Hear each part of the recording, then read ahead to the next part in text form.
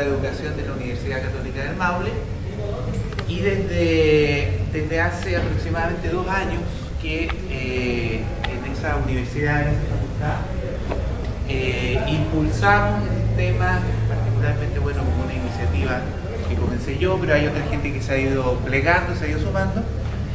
Impulsamos el uso de aplicaciones de software libre para, digamos, que los estudiantes que se forman como profesores, ¿cierto?, aprendan a utilizar estas herramientas y aprendan a llevarlas con sus alumnos, que es una de las falencias importantes de alguna manera que hay en este momento en el sistema.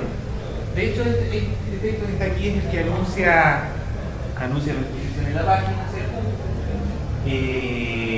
¿cierto? Cómo se incorpora el software libre.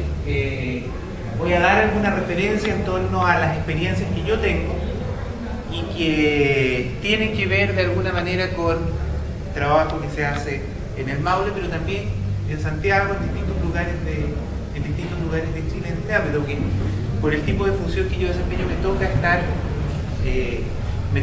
de cerca con este tema. Entonces veo muchas de las decisiones que se van tomando y es un área bastante estratégica en términos de todo lo que sucede en otras cadenas de la sociedad.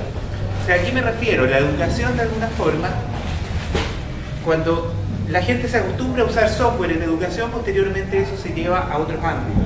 O sea, de alguna manera se lleva después a la empresa y repercute, tiene una serie de repercusiones que van mucho más allá de la educación primaria o de la educación secundaria. Y en ese sentido hay 3 elementos que son fundamentales. Algo se mencionaba en 2 charlas anteriores, este caballero Edgardo que venía del MOP, que llega a esa instancia y de alguna manera el tema de la falta de conocimiento de muchas de las autoridades que toman decisiones al respecto. Eso es una elemento importante de considerar. Aún con los problemas legales, éticos y políticos que hay detrás. ¿Y cuáles son iniciativas que se están llevando en este momento a nivel nacional? Bueno, partimos con una pregunta inicial, ¿cierto? Y es, en el fondo, ¿cómo se ha venido desarrollando este proceso a nivel país? ¿Cómo se han incorporado tecnologías de la información y las comunicaciones en el ámbito educativo? Principalmente cuando hablamos de tecnología de información y comunicación nos referimos al uso de computadores digitales, porque en el fondo TIC es más amplio que eso, o sea, abarca otra serie de aparatos, de recursos y de software que no solamente tienen que ver con los computadores, pero habitualmente nos acotamos a este punto. Cómo se viene incorporando en la educación básica, media y en la formación inicial de los profesores, o sea, los que se están preparando en las facultades de educación de pedagogía. Y en este contexto es necesario mencionar un hito, un proyecto emblemático que seguramente, por lo menos lo han escuchado, no sé si lo conocen, con mayor profundidad, el tema del proyecto Enlace. No sé si alguien lo conoce con detalle. ¿Tú lo conoces? ¿Sí? Te pregunto, ¿qué es lo que sabes tú del proyecto Enlace en términos muy generales? Pues supuestamente una instancia de educación para apoyar a colegios de institución educativa con todo el tema de la implementación del TIC, pero también hay proyectos de Edulino trabajando con el proyecto Enlace. ¿Tú estuviste en Edulinux? No, pero... Lo conoces. Algo lo conoces. Sí. Bueno, este proyecto parte, yo les hablo del proyecto que yo estuve mucho tiempo participando en esto, a partir de un centro de la Universidad de Santiago. Parte en el año 1992, ¿cierto? Un piloto en Santiago y en algunas, me parece que es en la UFRA, en la Universidad de la Frontera. ¿Ya? Y tiene como objetivo, en el fondo, en esa época, construir una red de comunicación nacional entre escuelas y colegios y liceos particulares subvencionados y municipales, de modo de poder incorporar tecnologías de la información y de las comunicaciones.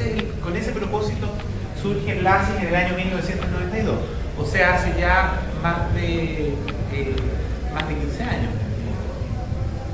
¿cierto? En el año 95 ¿cierto? Tiene una expansión grande este proyecto, se alcanza una cobertura de 5.300 escuelas iniciadas a lo largo del país, incluyendo Isla de Pascua y Antártida.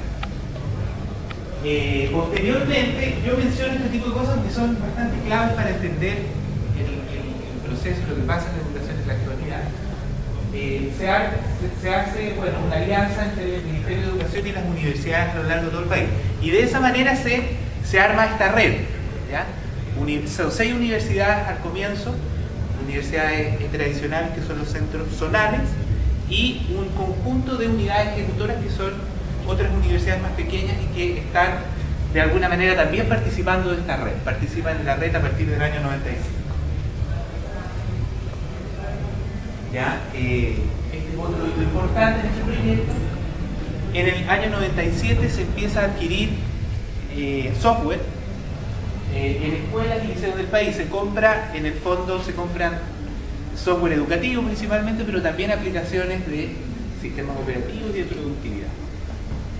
Se usa casi exclusivamente software privativo que funciona en plataforma Windows. O sea, de hecho el software educativo que se adquiere funciona la mayoría en esta plataforma.